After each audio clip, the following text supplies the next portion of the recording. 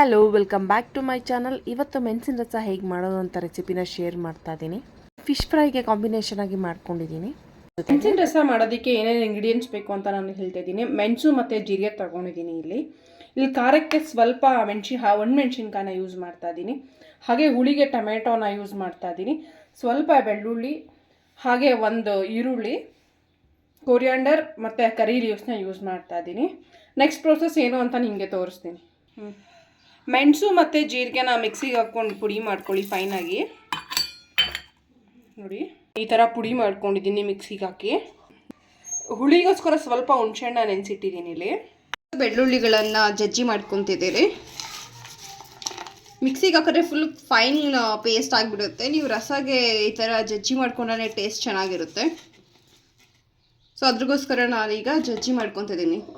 ಎರಡು ಫುಲ್ ಬೆಳ್ಳುಳ್ಳಿ ಮತ್ತು ಕರಿ ಲೀವ್ಸ್ ಎರಡು ಆ್ಯಡ್ ಮಾಡ್ಕೊಂಡಿದ್ದೀನಿ. ಈಗ ನಾನು ಅವೆರಡನ್ನೂ ಜಜ್ಜಿ ಮಾಡ್ತಿದ್ದೀನಿ.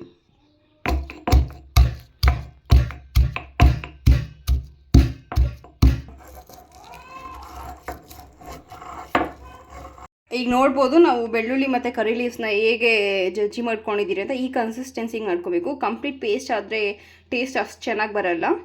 ಸೊ ಈಗ ತೋರಿಸ್ತೀನಿ ನಾನು ನಿಮಗೆ ಹೇಗಿದೆ ಕನ್ಸಿಸ್ಟೆನ್ಸಿ ಅಂತ. ಈಗ ನೋಡ್ಬೋದಲ್ವ ನೀವು ಹೇಗಿದೆ ಕನ್ಸಿಸ್ಟೆನ್ಸಿ ಅಂತ. ಈ ಕನ್ಸಿಸ್ಟೆನ್ಸಿ ಮಾಡ್ಕೊಳ್ಳಿ. ತಿನ್ನುವಾಗ ಬಾಯಿಗೆ ಸಿಕ್ಕಿದ್ರೆ ಟೇಸ್ಟ್ ಚೆನ್ನಾಗಿರುತ್ತೆ. ಈಗ ನೋಡ್ಬೋದು ನಾವು ರಸಮ್ಗೆ ಬೇಕಾಗಿರುವ ಇಂಗ್ರೀಡಿಯೆಂಟ್ಸ್ನೆಲ್ಲ ಚಾಪ್ ಮಾಡ್ಕೊಂಡಿದ್ದೀರಿ. ಟೊಮೆಟೊ, ಆನಿಯನ್ ಮತ್ತು ಕೊರಿಯಾಂಡರ್ ಲೀವ್ಸ್ ಮತ್ತು ಇದನ್ನು ಮಿಕ್ಸಿಂಗ್ ಮಾಡ್ಕೊತೀರಿ. ಫಸ್ಟು ಸ್ಟವ್ ಹಚ್ಕೊಳ್ಳಿ. ಅದಾದಮೇಲೆ ಒಂದು ಕಡಾಯಿ ಇಟ್ಕೊಳ್ಳಿ. ರಸಮ್ ಬೇಕಾಗಿರೋ ಕಡಾಯಿ ಇಟ್ಕೊಳ್ಳಿ. ಅದಕ್ಕೆ ನಿಮ್ಗೆ ಬೇಕಾದಷ್ಟು ಒಂದು 2 ಟೇಬಲ್ ಸ್ಪೂನ್ಸ್ ಆಯಿಲ್ ಹಾಕ್ಕೊಳ್ಳಿ ಕಡಾಯಿಗೆ. ಹೀಗೆ ಕಾದಿರೋ ಎಣ್ಣೆಗೆ ಸಾಸಿವೆ ಹಾಕ್ಕೊಳ್ಳಿ. ಇದೀಗ ಕರಿ ಲೀವ್ಸ್ ಆ್ಯಡ್ ಮಾಡ್ಕೊಳ್ಳಿ.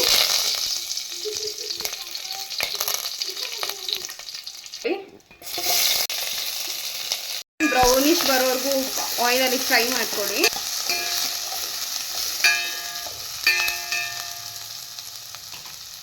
ನಾವು ಟೊಮೆಟೊ ಆ್ಯಡ್ ಮಾಡ್ಕೊತಿದ್ದೀರಿ.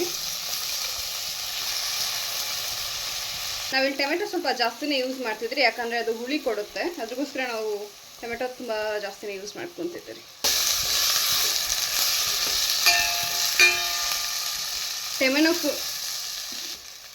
ಟೊಮೆಟೊನು ಕೂಡ ಆಯಿಲಲ್ಲಿ ಫ್ರೈ ಆಗಲಿ ಸ್ವಲ್ಪ ಹೊತ್ತು.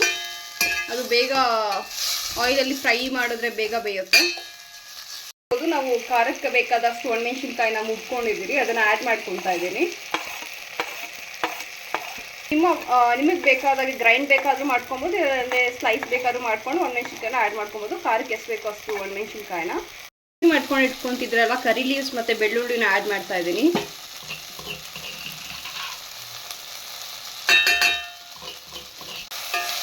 ಇದನ್ನು ಫ್ರೈ ಮಾಡ್ಕೊಳ್ಳಿ, ಹಸಿ ವಾಸನೆ ಹೋಗೋದು ಆಯಿಲಲ್ಲಿ.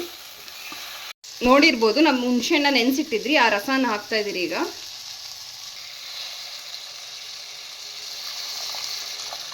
ರಸ ಮಾತ್ರ ಹಾಕ್ಕೊಳ್ಳಿ, ಸಿಪ್ಪೆನ ಹೊರಗಡೆ ಹಾಕ್ಬೇಡಿ. ಹಾಕೊಂಡ್ಮೇಲೆ ಅದನ್ನು ಚೆನ್ನಾಗಿ ಮಿಕ್ಸ್ ಮಾಡ್ಕೊಳ್ಳಿ. ಇನ್ನು ಪುಡಿ ಮಾಡ್ಕೊಂಡಿದ್ರಲ್ವ, ಅದನ್ನು ಕೂಡ ಇವಾಗ ಆ್ಯಡ್ ಮಾಡಬೇಕು.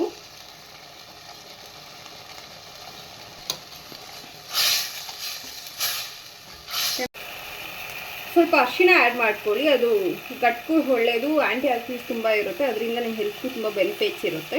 ಹಾಗೆ ಕಲರ್ ಕೂಡ ಬರುತ್ತೆ. ಈಗ ನಾನು ರುಚಿಗೆ ಬೇಕಾದಷ್ಟು ಸಾಲ್ಟ್ ಆ್ಯಡ್ ಮಾಡ್ತಿದ್ದೀನಿ. ಸಾಲ್ಟ್ನ ನೋಡ್ಕೊಂಡು ಹಾಕ್ಕೊಳ್ಳಿ, ಯಾವತ್ತೂ ತುಂಬ ಹಾಕ್ಕೊಳಕ್ಕೆ ಹೋಗ್ಬೇಡಿ, ಯಾಕಂದರೆ ಉಪ್ಪು ತುಂಬ ಅದೇ ತಿನ್ನೋಕ್ಕಾಗೋದಿಲ್ಲ. ರಸಮ್ ತಳಿ ಇರುತ್ತೆ, ಅದರಿಂದ ನಾವು ತುಂಬ ವಾಟರ್ ಆ್ಯಡ್ ಮಾಡ್ಕೊತೀವಿ. ರಸಮ್ ಕನ್ಸಿಸ್ಟೆನ್ಸಿ ಯಾವಾಗಲೂ ತುಂಬ ತಳಿ ಇರಬೇಕು. ಸೊ ಈಗ ನೀವು ನೋಡ್ಬೋದು, ನಮಗೆ ಬೇಕಾದಷ್ಟು ವಾಟರ್ ಆ್ಯಡ್ ಮಾಡ್ಕೊಂಡಿದ್ದೀರಿ. ನಮಗೆ ತುಂಬ ತಳಿಯಾಗಿ ಬೇಕು ರಸ, ಅದ್ರಗೋಸ್ಕರ ನಾನು ವಾಟರ್ ತುಂಬ ಜಾಸ್ತಿನೇ ಆ್ಯಡ್ ಮಾಡ್ಕೊಂಡಿದ್ದೀನಿ. ಇದು ಬಾಯ್ಲ್ ಆಗೋಕೆ ಬಿಡಿ. ಇದು ಬಾಯ್ಲ್ ಸ್ವಲ್ಪ ಆದಮೇಲೆ ಈಗ ನಾವು ಕಟ್ ಮಾಡ್ಕೊಂಡಿರೋ ಕೊರಿಯಾಂಡರ್ ಲೀವ್ಸ್ ಇದೆಯಲ್ಲ, ಅದನ್ನು ಆ್ಯಡ್ ಮಾಡ್ಕೊತೀವಿ.